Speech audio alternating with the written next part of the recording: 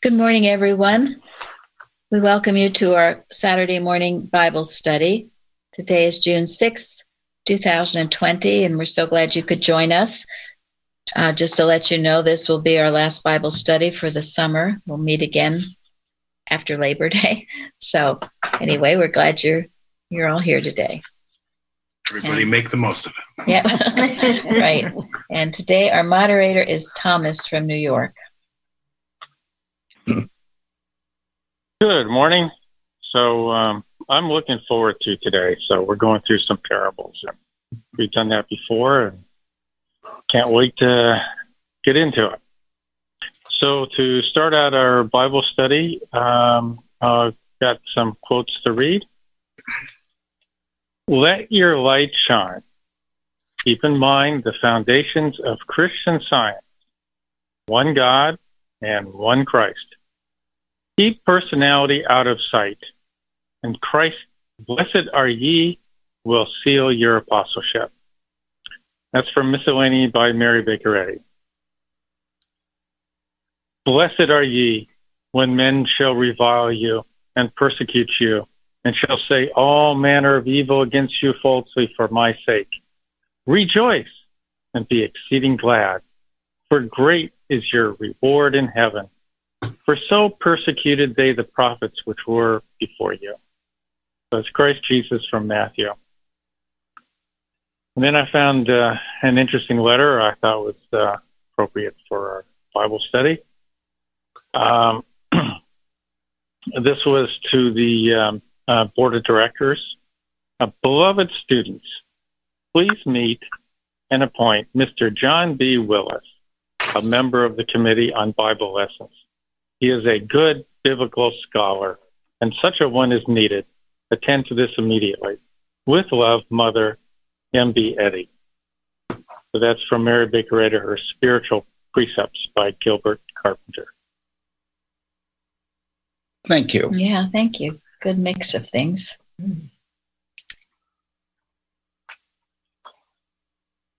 Anyone want to comment on any of these?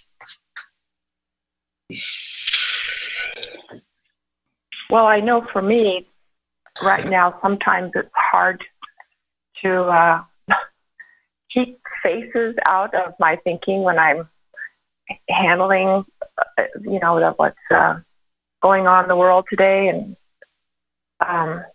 so I know that's a good reminder that this is so impersonal, these things that are going on in our country today.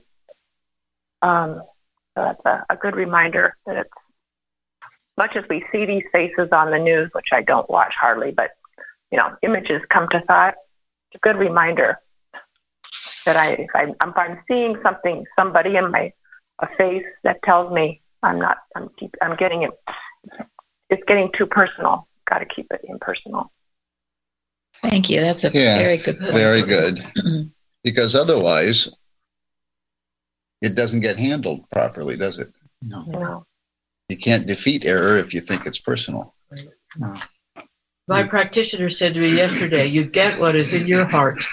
And I've been really thinking about that a lot when I see people go through. That's why we keep our hearts pure, undefiled.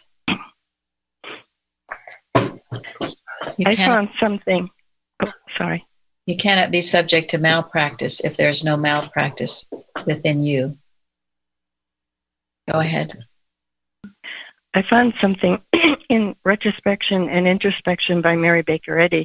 And actually, I was thinking of it in regard to the fourth question. But she says, quote, my own corporeal personality afflicteth me not wittingly, for I desire never to think of it, and it cannot think of me.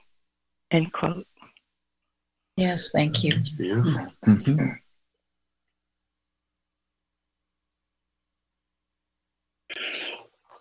I've often wondered about the blessings that Jesus is talking about when men shall revile and persecute you. For me, it meant, well, it strengthens me with God. It forces me to go back to my God, our God, and commit myself more strongly to his service. And for me, I think that's the blessing.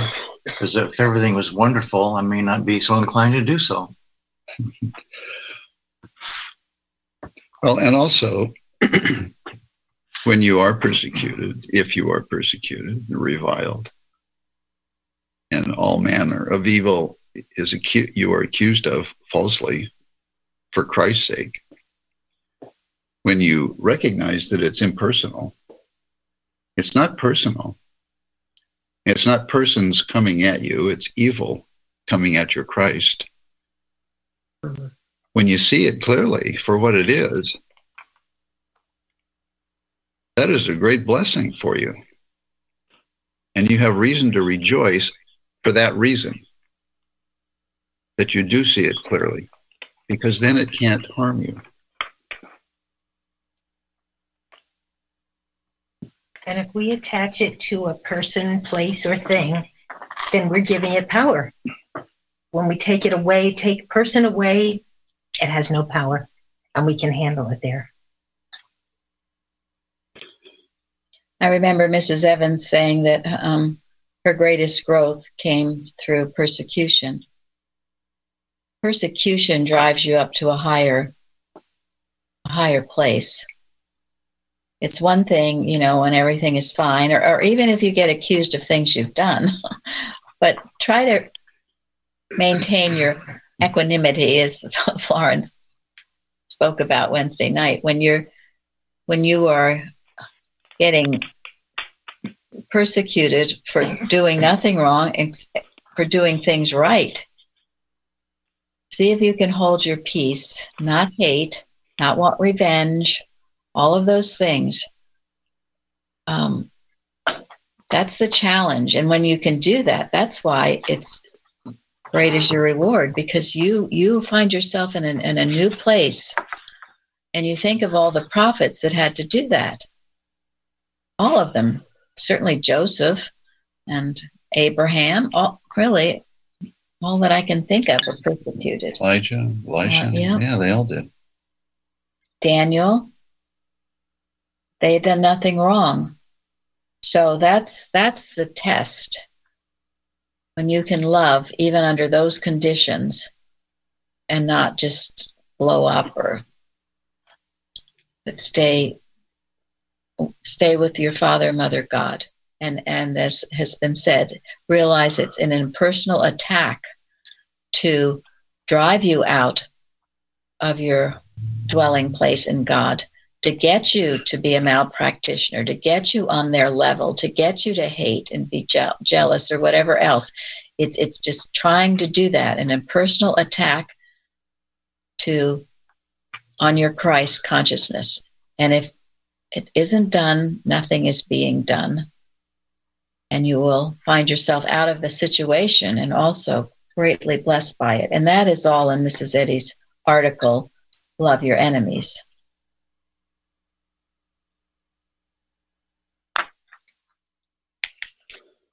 Thank you all for that. It's been quite a struggle recently for me also to keep personality out of things. And this has been very helpful. Thank you so much. Good. Oh, it's kind of interesting if you look at the 4 questions that it could be looked at them as a way of the divisions. That's what personality is like, trying to divide. That you have the elects. If you answer this with old theology or maybe the human definition, the elect, or the master and servant, the unjust judge, and the woman, and the Pharisees and publican, it's like they're all divided. Ways to divide. Pull your chains. Yes, pull your chains.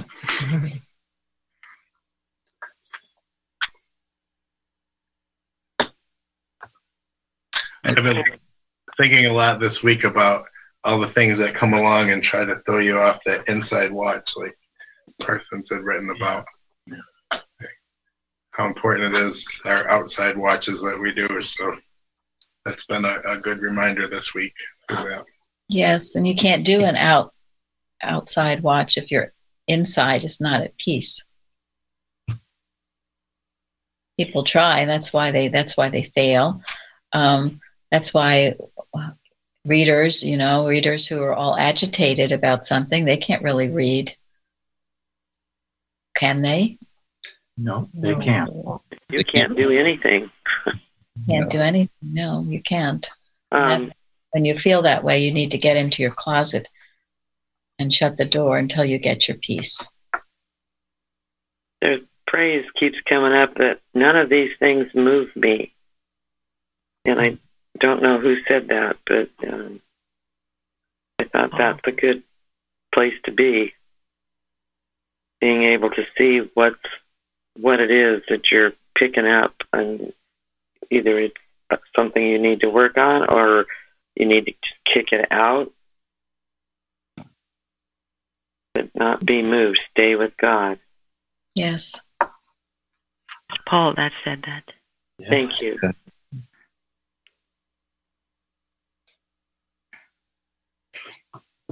And you know what's going on in the world, it is chemicalization, and it's a good thing. Let it all come out. Let it all come to be healed. Wake to know a world more bright, as Mrs. Eddy says. And I mean, wouldn't it be wonderful if everywhere people were acting like Christians, and in many places they are. They are right now. I was thinking, the policemen in Plainfield are very shepherding over everyone, I've always felt. It's not a sense of us against them or this kind of a thing, but it's being a police, really, it's an incredible job, but it has to be done with love and caring to help each other. So all these improvements can be made, and we can get it all in focus by seeing it as God made it, and seeing all people everywhere as God made them, at peace with themselves and with each other.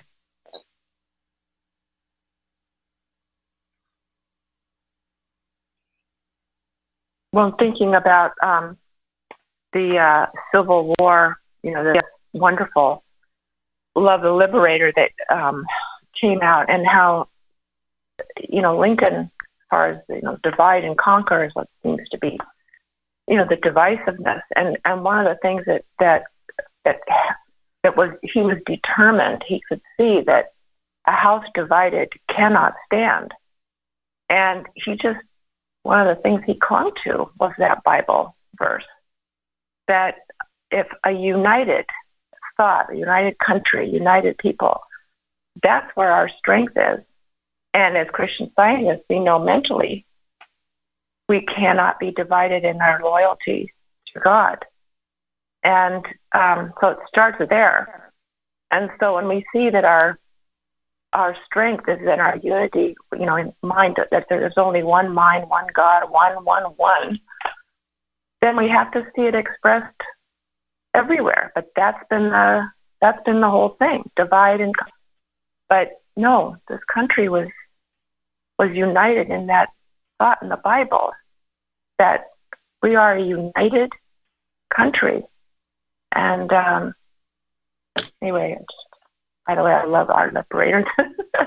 Well, thank you. Yeah, no, that is the basis of the founding of the nation, isn't it?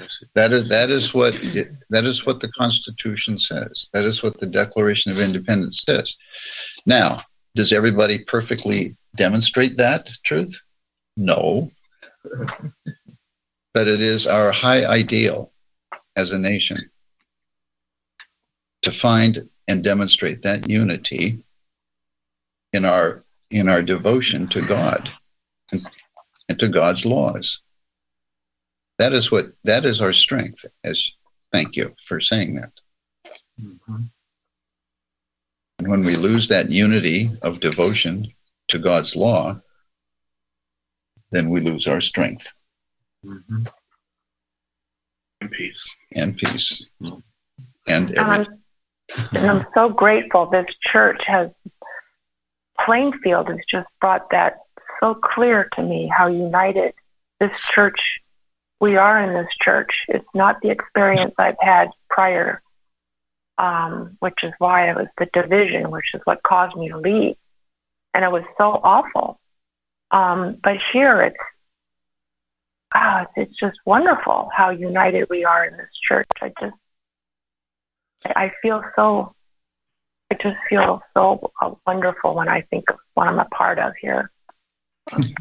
Well, thank you. Yeah, thank you very much. And there's so many different kinds of people too. We have everything, and so we're proving it. It can be done. Yes, we have every kind, shape, color, everything comes. Backgrounds. Everything. It's just amazing how we all come together and work together in peace and harmony. This goes to show that despite all the people involved, there's a master plan. Right. And the way I put it, that the hand of God fashioned all of this and put it all together and do it. Who else could have? Right. And as long as we never forget that, who but God could have accomplished this? Lest we forget, God alone accomplished this. We're just his servants. And we got to this place by fighting a battle against ecclesiastical despotism. So here we are. Yeah. Thank you. Go ahead, So Tom. with the Organization of Christian Science, I think what I've seen is that when you don't follow the organization rules, okay, as opposed to Christian Science, the organization persecutes you. So that's what you don't find here. So if you step out of line on the organization rules, aren't people there watching over you to persecute you? Well, it makes a very welcoming church and community to belong to. Thank God. But that's nature that Mrs. Eddy teaches us about animal magnetism, is that when it's exposed, it turns upon the exposure. And that's, so, I mean, sorry to say, but there's a lot of animal magnetism in that realm of the CSBOD because so they turn upon Mrs. Evans, who wanted to improve things, and that's a playing field. And it's the same thing that we're going through with the turmoil in this country, is that it's kind of interesting. There are a lot of things being exposed, and the people exposing it, they're being turned upon. But hopefully that will lead to everybody recognizing that change has to be made, and the change will be made. Right. Yes, yeah. and we need to see the human progress being made in all of this, and demand the blessing, demand the human progress be made. I heard a speaker. Sorry. Go ahead, please. Oh, okay. I heard a speaker this week say that 2020 is God opening our eyes, and I thought that was just a wonderful statement. Right. That's true. I mean, all this was going on, but it was beneath the surface, so now it's all out in the open. And people, because I've heard people being so down on the United States, honey, it ain't over yet. You just wait what's going to happen. You just wait, because this is a good thing. Be not dismayed. Like, not your heart be troubled. Americans are a feisty group, and we always working for the best, and we still have a huge amount of God-fearing people, and it'll turn itself right. Better this. It's like that watching point that I've always loved about the guy tiptoeing through the jungle, and there are all these animals and beasts hidden in there, but then the other one who went through with a bat and was bashing all around, and all the beasts and animals came out. But why? To come out to be healed. And that's what the United States is all about. Nothing stays underground. So let it be. So I guess unless that's happening in other places, then it's underground, and the other places isn't going to come out at some point. That's it. That's true. I think that's what God's universe is all about. I mean, Mrs. Eddy, I like the fact that she said that even though people are Lutherans, Catholics, Baptists, whatever, we should still not lose sight of the fact of the greater thing that binds us all.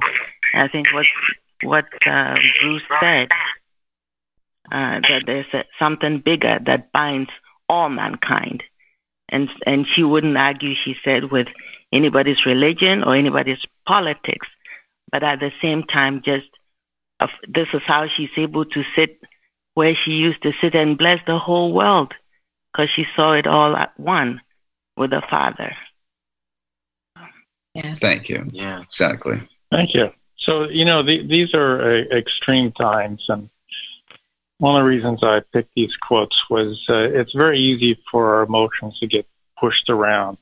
So when Mary Baker Eddy writes, keep in mind the foundation of Christian Science, one God and one Christ. And Jesus tells us that even when it seems like people are attacking you, hasn't changed. You are still blessed. So there is only one God, there's only one Christ, and we are still blessed. So it doesn't matter what we see out there, read or hear or whatever. If our emotions get pushed around, we just step back and think about how there is just the one God, and the blessings haven't changed. We still receive those blessings no matter what. What I have been thinking about is this church.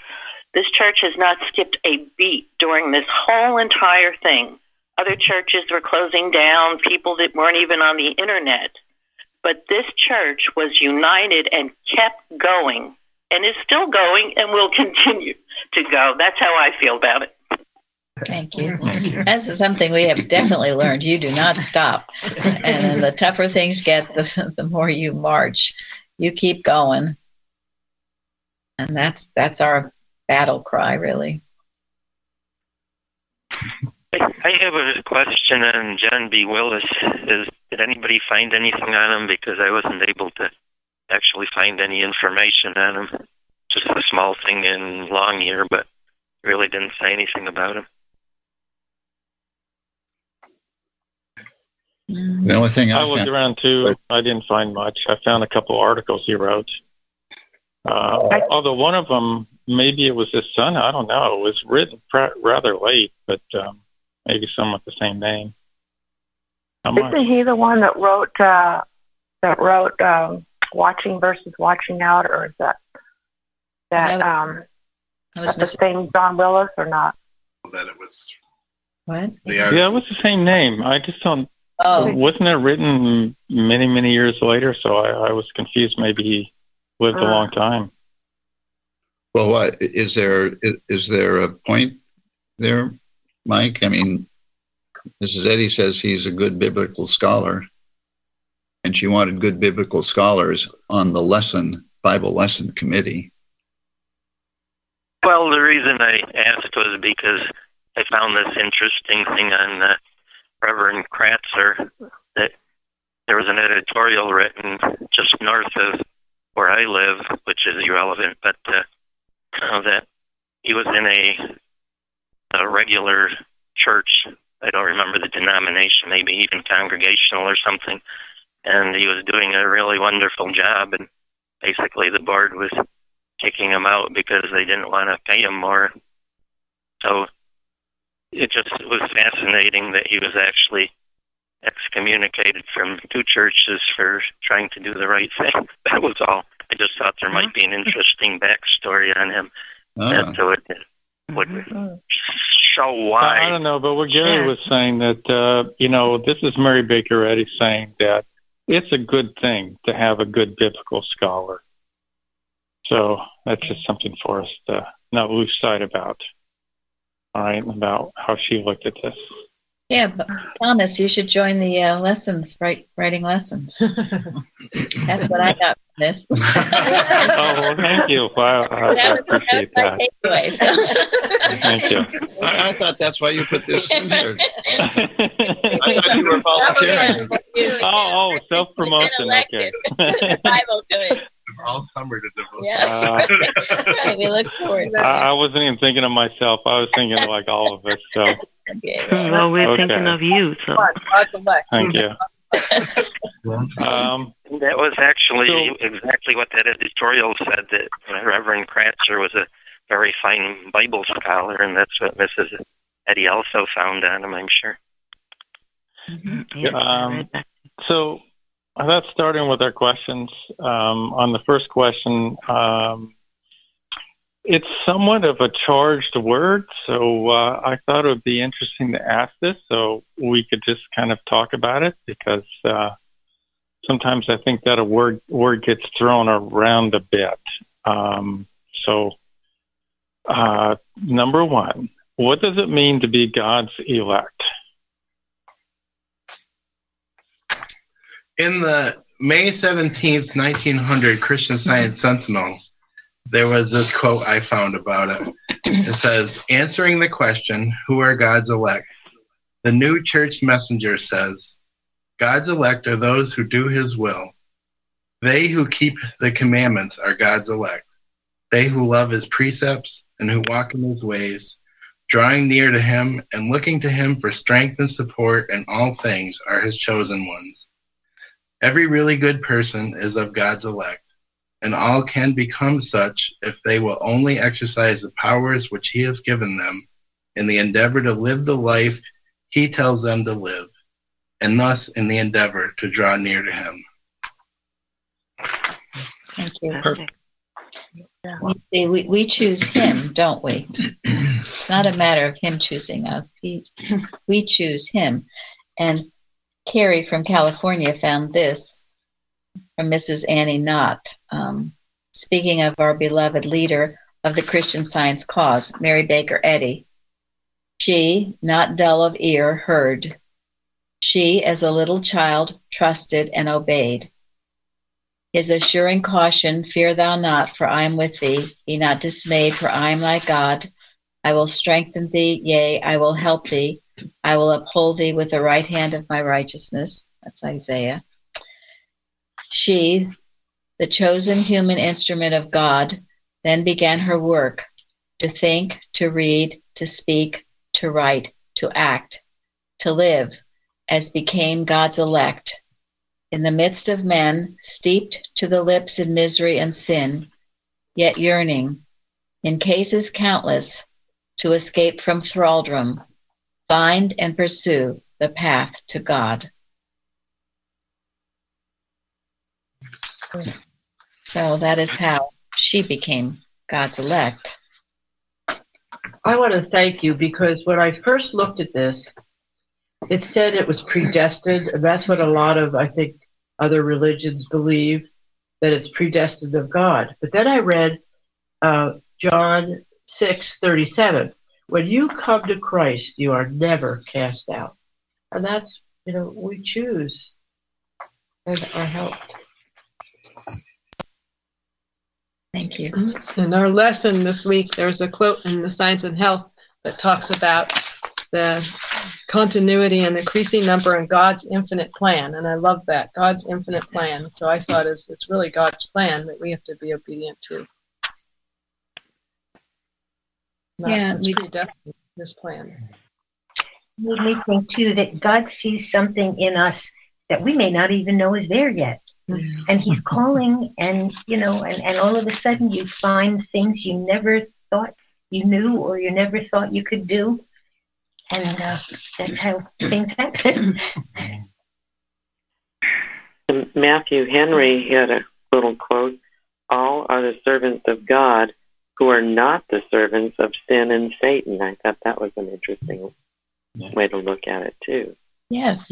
Yeah. And what Christ Jesus says in Matthew 24, that except those days should be shortened, there should no flesh be saved, but for the elect's sake, those days shall be shortened. So what the elect does is, in their understanding of God, is so important. And for there shall arise false Christs and false prophets, and shall show great signs and wonders, insomuch that if it were possible, they shall deceive the very elect. We have to stay on our toes. And he He shall send his angels with a great sound of trumpet, and they shall gather together his elect from the four winds, from one end of heaven to the other. And that's how we're united. It's what Karen talked about.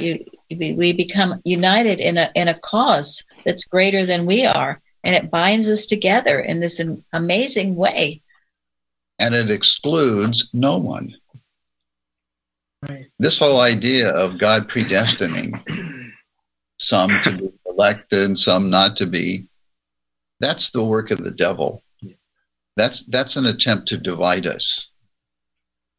It's a human theory that is wrong. This word election is often misused because often it's meant to believe like the upper crust are the best. But Jesus said, whoever is greatest of you is your servant. So elect is the one who serves. And that's consistent with what we know about living a good life, which is basically being useful to God, serving his cause in some way. Everyone has a place. Everyone, like Gary said, no one is excluded. You're here for a purpose. That includes everyone, every single one of you. You're here for a good purpose. You got a positive contribution to make in some way. And all we need to have is a willingness and obedience to God. Yes, an ear to hear what he is telling us. I love the calendar statement from Thursday. Whoever is the servant of good is the master of evil.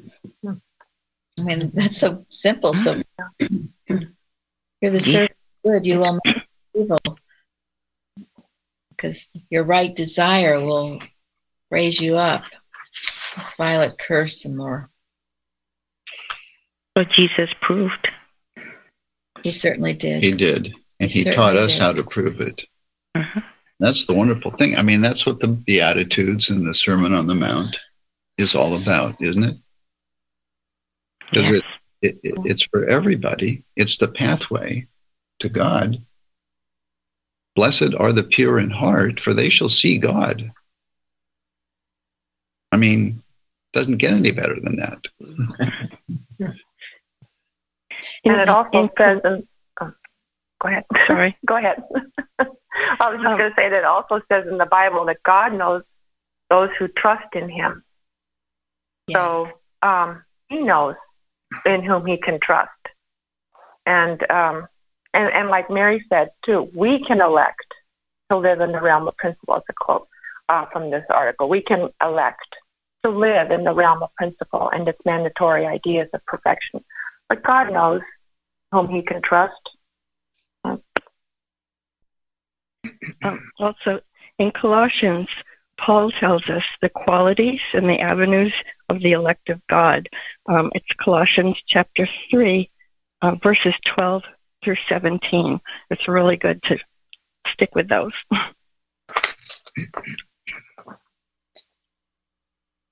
So I read something fascinating in a commentary. It's a Jameson Fawcett Brown Bible commentary, which is easily found on Bible Hub. And in that commentary, it talks about the elect, and that these are here, quote, dear to him as the apple of the eye. And I go, oh, that's fascinating, the apple of his eye. So I looked it up, and it's used throughout the Bible. I see it in Deuteronomy, Psalms, Proverbs, Lamentations, Zechariah. I never even really thought about where that phrase came from, the apple of his eye. But they talked about it as, gaze, in terms of God looking at you and you looking at God. So it's kind of a relationship between you and God, which I really like that, as opposed to when I said on the word elect was kind of charged. I mean, in some sense, it seems people use that to cause division. And what people have been talking about here, well, no, that's not true. The elect is meant to bring us together in a community, and we're united, not to divide us. And this commentary brings it back to us that it's our relationship with God. and that God loves us and blesses us. Thank you. Thank you. You sure you don't want to join the lesson writing? Watch out, Thomas. Yeah. Yes, and we did a whole liberator on the topic called the remnant. Sometimes I've wondered the remnant and God's elect. I mean, the remnant is just the one that seems close to God, seems to get it, seems to understand what's going on clearly. They're not the ones that are easily mesmerized, the masses, and so it's a wonderful issue. If you haven't seen it, you should. It's, I think, November 2018, The Remnant. God's elect. Okay, so maybe we should move on to the parables. There's a couple different ways of looking at the parables. I guess I've always grown up when looking at the parables that they were brief stories, and you got like something very clear, some lesson out of it very quickly, and then you kind of forget about the parable and move on to something else. But another way to look at it is that, maybe there's a lot more to it than just some simple lesson. Not that there's anything wrong with a simple lesson, but maybe Jesus spoke in this way in parables that there was a lot that we could get out of these that at first may not be so obvious. So that's just sort of my personal view. So whatever you might get out of that, let's see what people's thoughts are. So the question number 2 is the parable of the master and servant. And now I asked a question about here, but feel free to talk about whatever you might have learned from the parable. Okay, just something I thought about. Can someone earn blessings from God? Well, maybe we'll have someone read it. It's short. Bruce, you want to? Okay. But which of you, having a servant, plowing or feeding cattle, will say unto him by and by, when he is come down from the field, Go and sit down to meat, and will not rather say unto him, Make ready wherewith I may sup, and gird thyself, and serve me, till I have eaten and drunken, and afterward thou shalt eat and drink. He thanked that servant because he did the things that were commanded him? I trow not.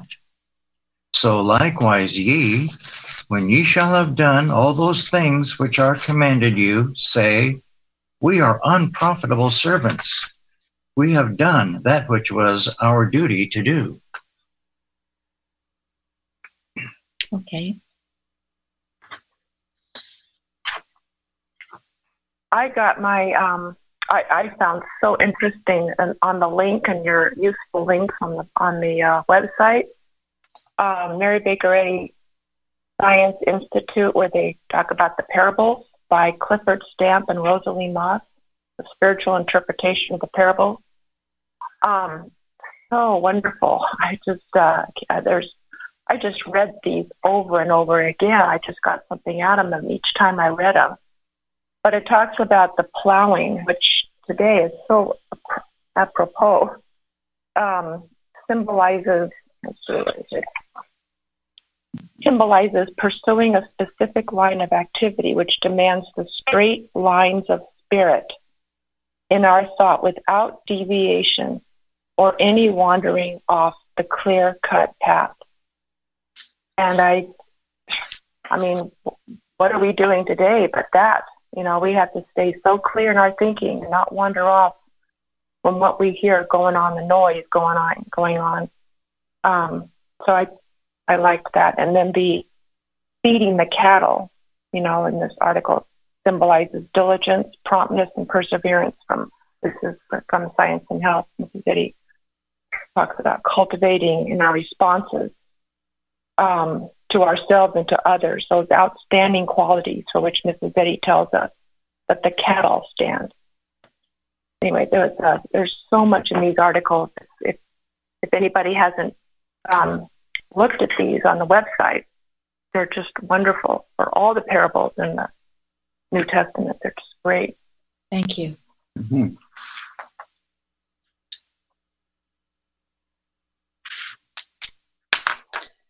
Well, I have the pièce de résistance. It's Mrs. Eddy. I think most of you know this, but on 382 of Miscellaneous Writings, I mean, this says it all to me. The discovery and founding of Christian Science has cost more than 30 years of unremitting toil and unrest. But comparing those with the joy of knowing that the sinner and the sick are helped thereby, that time and eternity bear witness to this gift of God to the race, I am the debtor.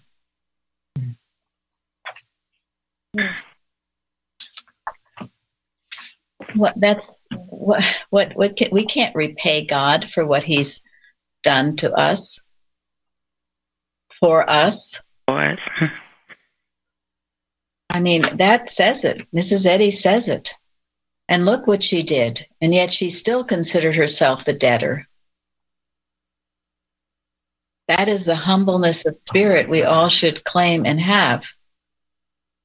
Because that's it. And if we don't have that, then we have got to adjust something in our thought. We don't understand God. Because he pours out his blessings and his love on us all the time. There's nothing that we can do to try to repay him. We could in fact, we never could fully repay God. That was something I thought about for a while, but then I realized that I would have to, what would I have to do? I'd have to store up his abundance and give it back to him. No, that's right. There's no way. It's just, so that was beautiful. If that doesn't humble one, I don't know what will. Because you know how the human mind inclination would say, oh, I've done my duty, therefore I'm entitled. Yep. Right? Yeah. That's exactly what this is addressing. Beyond self working, just do for God without any thinking of what am I getting back. Mm-hmm. Just do for God. That's it. Yes.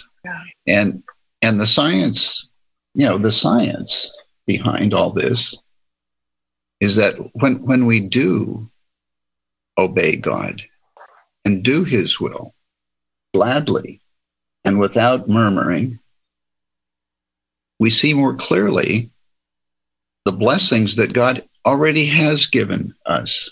Yes. Most of which we don't see until we do follow in Jesus' footsteps, in Mrs. Eddy's footsteps, and obey God. God's work is done. He's already given us more than we could ever receive, at least on this earth. And in our obedience, we gain the understanding.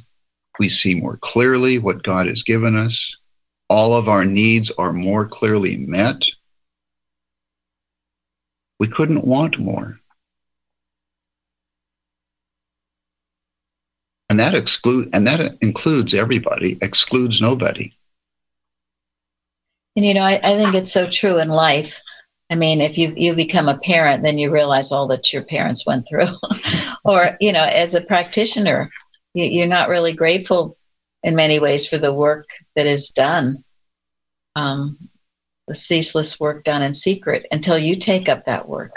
Is that not true? You don't really appreciate what it's to be a good swimmer until you try doing it yourself. And then you realize, wow, it's true of everything. So we take up that cross, and then we have this deeper appreciation of what it takes to do it, and that we are the debtors to God. That's the way it is, because we also see how much he is doing, has done, will do for us.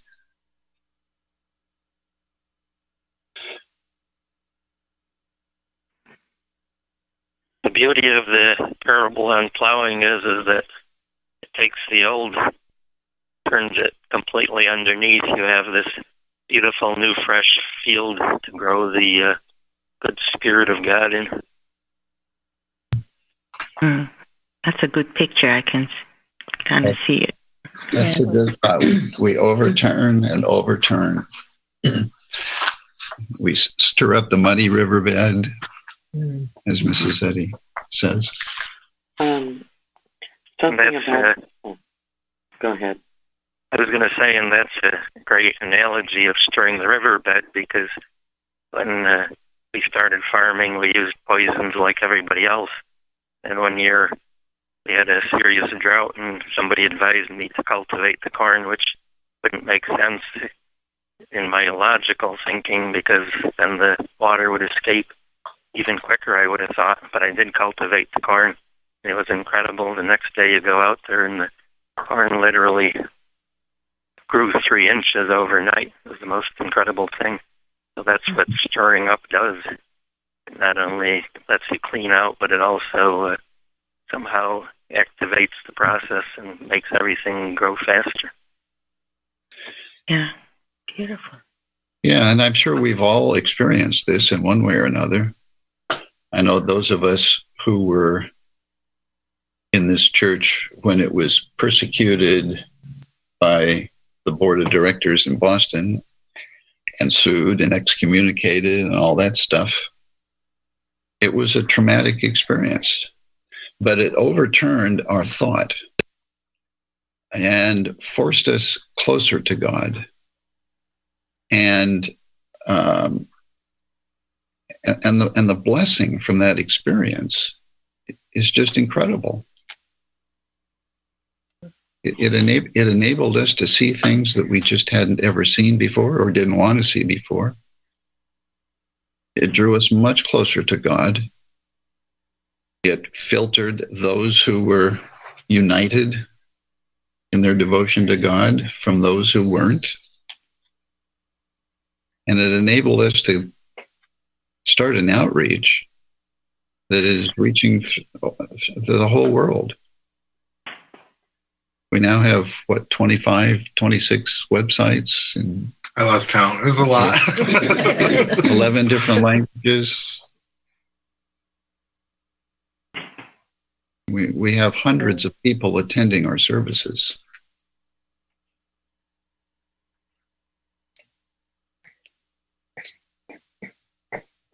So there's great blessings from affliction, is our message. So that's why it's okay. Let all this be stirred up right now. There'll be great blessings. Remember our chapters on Haggai, 2 chapters. God owns the gold and silver. He's going to bring down the heathen nations. It's all he's stirring it up, stirring up the pot. Consider your ways. So it's okay. We even had an earthquake in California. Oh, I know. There's hurricanes, earthquakes. Everybody's telling me of all these things. That's okay. That's predicted, as it was in last week's lesson. On one side, there will be signs and peace. The other side, discord and dismay. So if you are feeling discord and dismay, it shows you're on the wrong side. And it's your thought that's doing it to you. So pull yourself, rein yourself in, and get on the science and peace side. So, okay. That's a good segue to the next question. Yes. Okay, so question number 3, the unjust judge. And then the thing I was looking at was, what does one do when the person of authority does not fear God? So, please, as you comment on this parable, feel free to talk about whatever you learned from this. And then if we continue what we did before, if someone wants to volunteer to read this, I would say that I got the numbers right. So this is verses 1 through 8. So does someone want to volunteer, or? Okay, here we go. And he spake a parable unto them to this end, that men ought always to pray and not to faint, saying, there was in a city a judge, which feared not God, neither regarded man. And there was a widow in that city, and she came unto him, saying, avenge me of mine adversary.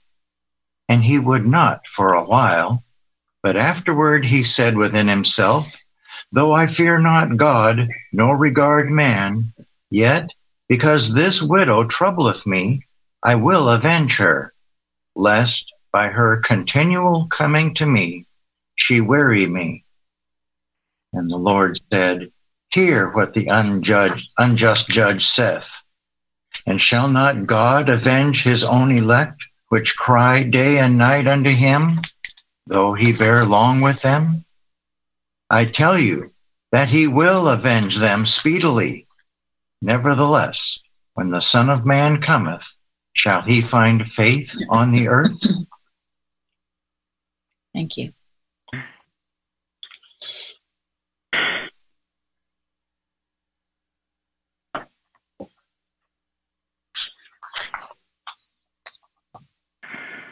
Well, Carrie she wrote something that trust in God and be persistent in seeing justice manifested. And then she says, this is the type of prayer I engaged in when I was presenting a case in court as a public defender. Love and a sense of harmony and peace so filled my thought for all that the court and other attorneys couldn't act in any way but for good. There's a story in Spiritual Footsteps about Mrs. Eddy. Her husband, Asa Eddy, was accused of murdering someone. He stayed up all night in prayer, and in the morning went to the library even before the library had opened. And anyway, she got in and she found a law case that was perfect in helping them win the argument and win the case. But she was in deep and consecrated and dedicated prayer. And knowing, too, do mine anointed no harm. Obviously, her husband had not done this. And so any attempt to attack him was futile.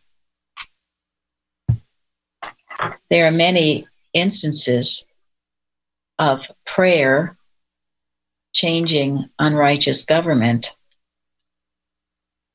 In the story of the Jews being held in slavery in Babylon, there was a king, and he was prophesied in Isaiah, even his name, Cyrus, and that was 100 years before it happened. He rose up, and what did he do? It was part of the freeing of the Jews after the 70 years, and that Daniel talked about the captivity and built up Jerusalem. Yes. He defeated Babylon. He came in, and then he let all the people in slavery free. He let the Jews go back and build the temple. And they prayed. They prayed for this. They prayed for this liberation, and it came. It's an amazing story. It's one I really didn't know very well. And it came through a king that wasn't particularly religious. Well, he wasn't a Jew. He didn't believe in the one God. But he in that case, he fulfilled his divine destiny, doing what he did. And then there's another story that has always affected me very deeply. When I was in the South several years ago, I got this little book. It's called My Life in the South by a Jacob Stroyer, Stroyer.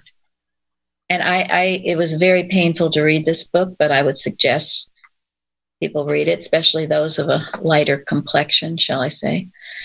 Anyway, I'll just read the back cover. Jacob Stroyer was born into slavery in 1849, one of 15 children. My Life in the South is a first-hand look at his life as a slave. After the Civil War, Stroyer moved to Salem, Massachusetts, and became a minister. A much sought-after speaker, he was urged by listeners to write down his memories.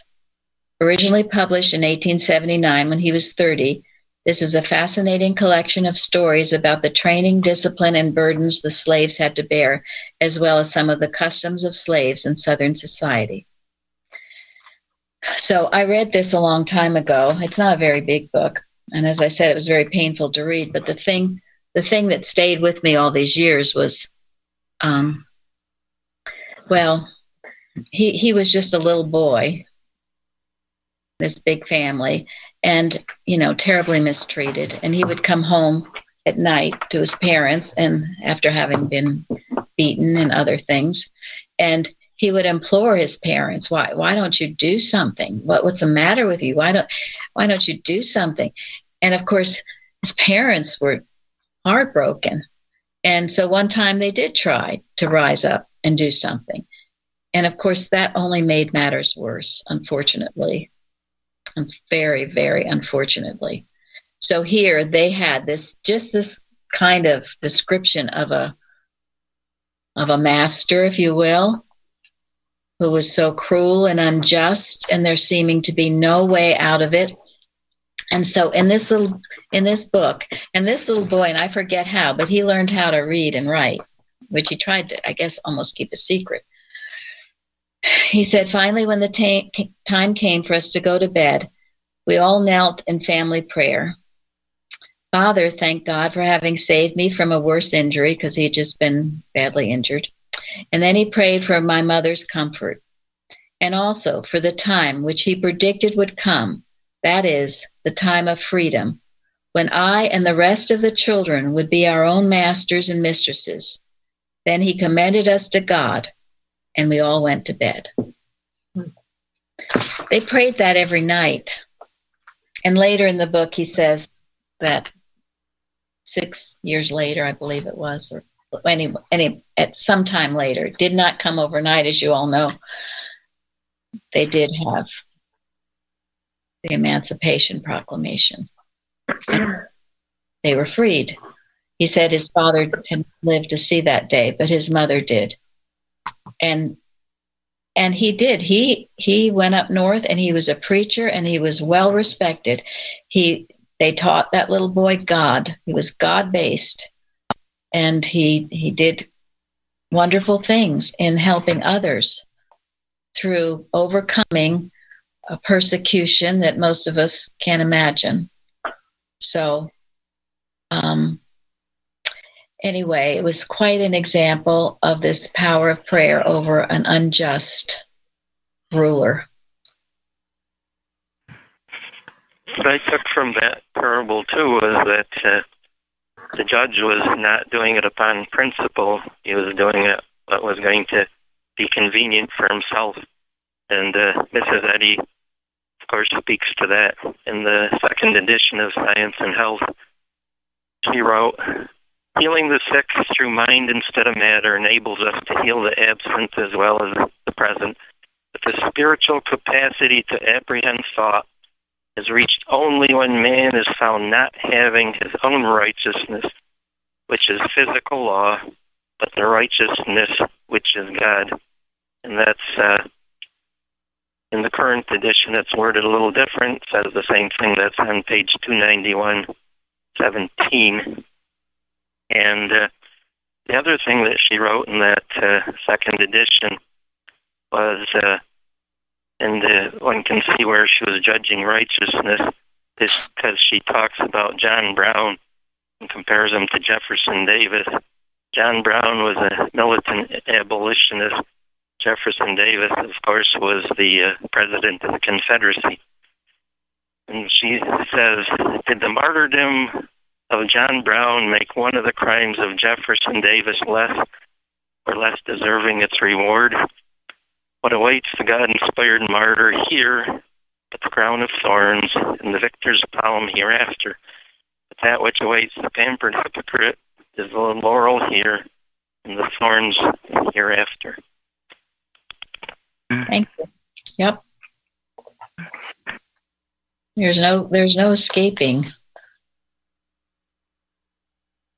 that kind of evil. Go ahead, Florence.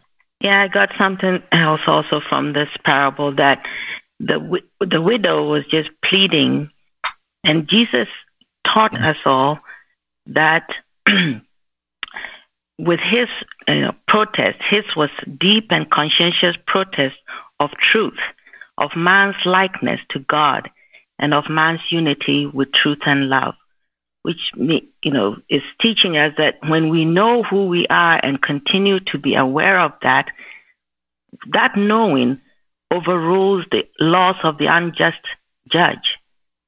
And Mrs. Eddy says also the Christ-like understanding of scientific being and divine healing includes a perfect principle and idea, perfect God and perfect man as the basis of thought and demonstration. So I get out of this that this knowing that only science teaches of who we are as God's children, when stuck, adhered to consistently, it does overrule any of these so-called laws of unjust judge. Thank you. Thank you. Thank you. And that is the truth. And this is why we watch. In doing this, we bring it to pass. Because the other is just an illusion, a false belief. And yes, the difference between the pleading and the knowing.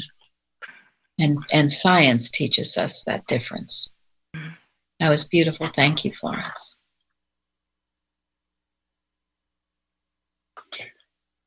Everyone has a conscience. And when we refuse to be mesmerized, and we pray for justice to be done and seen, and we pray for the people in authority, that the God consciousness will prevail in their consciousness, then God works. God does the work. Thank you. It doesn't do any good to be hateful. What good does that do? That was that beautiful prayer Daniel did for his people. I think it's Daniel 9, and he was around there with Cyrus. And I found this Proverbs 21 quote that I thought was beautiful because the remnant was praying at the time, and it worked in Cyrus's heart. And in the Proverbs 21:1, it says, "The king's heart is in the hand of the Lord as the rivers of water. He turneth it whithersoever he will." I just thought that was very beautiful. It reminded me of Florence's article about meekness. Thank you.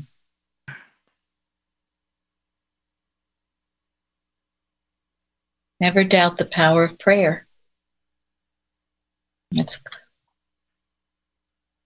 And the lesson Matthew Henry said about that parable demonstrates the need to always pray like that persistent widow, for even an unjust judge will eventually listen, and how much quicker is God to do so. So persistent prayer, don't give up. And that's true about anything. All this, I prayed for 2 days and it's not working. Well, try years. Yeah, persist in the truth all the time. Yes, error persists. Truth persists. Error does not. Right.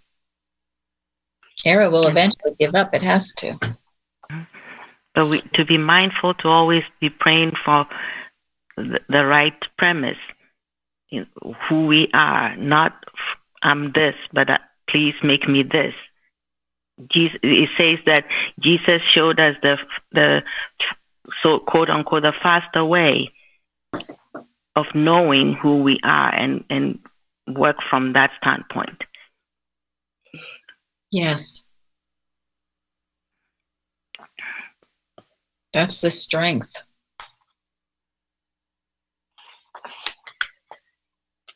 And that kind of answers the fourth question, right? Yeah. Comparing one to another. Yes, can we finish that one today? Mm-hmm. Oh. Yes. How can you? Okay, so did you want to volunteer again to read? Okay. Next one, start in verse 9. Absolutely. And he spake this parable unto certain which trusted in themselves that they were righteous and despised others. 2 men went up into the temple to pray, the one a Pharisee and the other a publican. The Pharisee stood and prayed thus with himself, God, I thank thee that I am not as other men are, extortioners, unjust, adulterers, or even as this publican. I fast twice in the week. I give tithes of all that I possess. And the publican, standing afar off, would not lift up so much as his eyes unto heaven, but smote upon his breast, saying, God, be merciful to me, a sinner. I tell you, this man went down to his house justified rather than the other. For everyone that exalteth himself shall be abased. He that humbleth himself shall be exalted.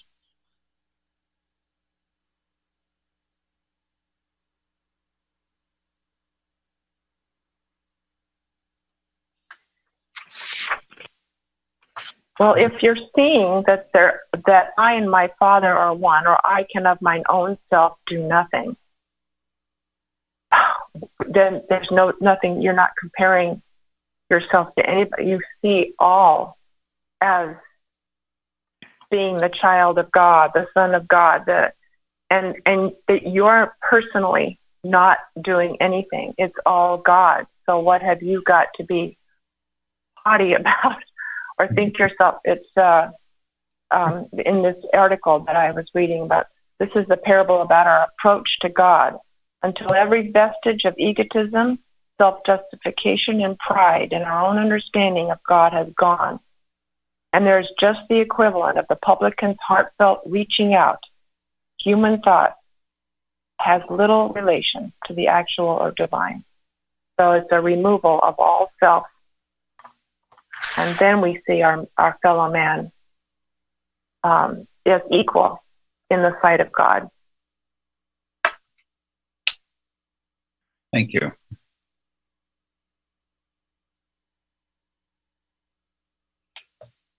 Mrs. Eddy quotes Shakespeare in the beginning of one of her articles in Prose Works.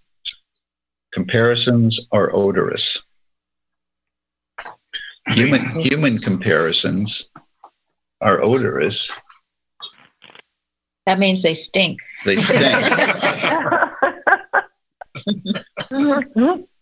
Because they're not true, because they're not of God.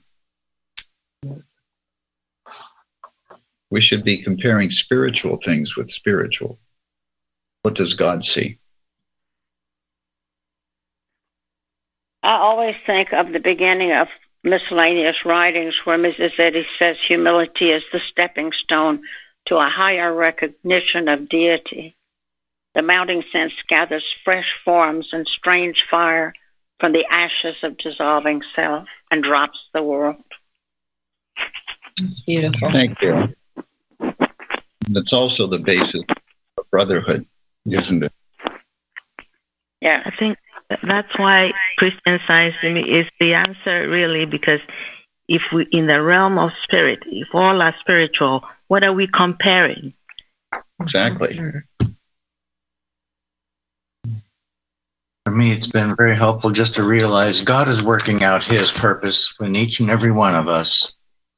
And I'm not going to play God and get critical of other people or even of myself, but rather allow his will to be done.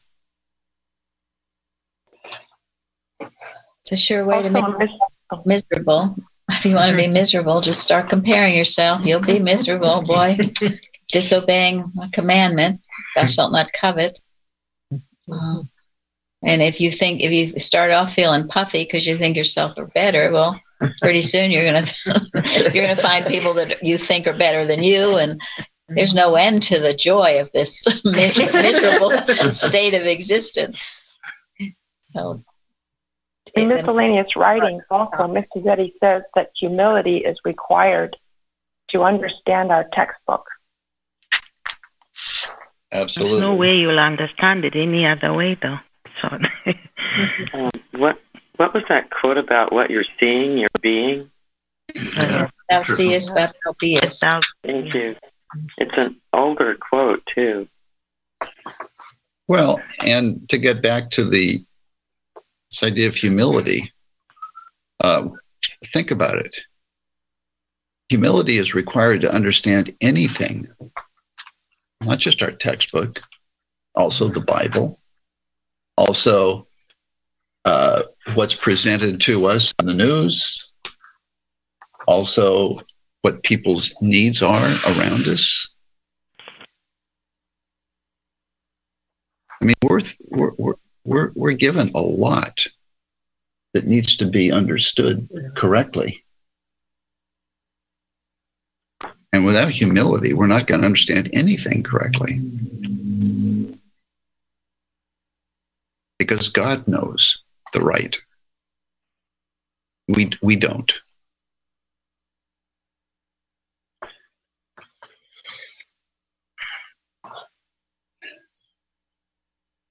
Well, and while you're comparing yourself to others, you can be making your own garden blooming. It's worse than a waste of time. Everyone has their own row to hoe, as is said, and you've got your own row to hoe, so you should be rowing yours and not looking around at what everyone else is doing. It's our faithfulness and our steadfastness that's important, not necessarily what we're doing. Improving moments. Improving moments, yes. Yeah. I think a lot. The only person I want to be better than is me yesterday. So That's perfect. That's perfect. Perfect. Yes, we have plenty to do, don't we? The warfare with oneself is grand, Mrs. Eddy says. So we have plenty to do, taking care of ourselves. Plenty of employment. Yes, plenty of employment. And then that beautiful hymn, Living Stones We, each in our place, may we be worthy such a grace.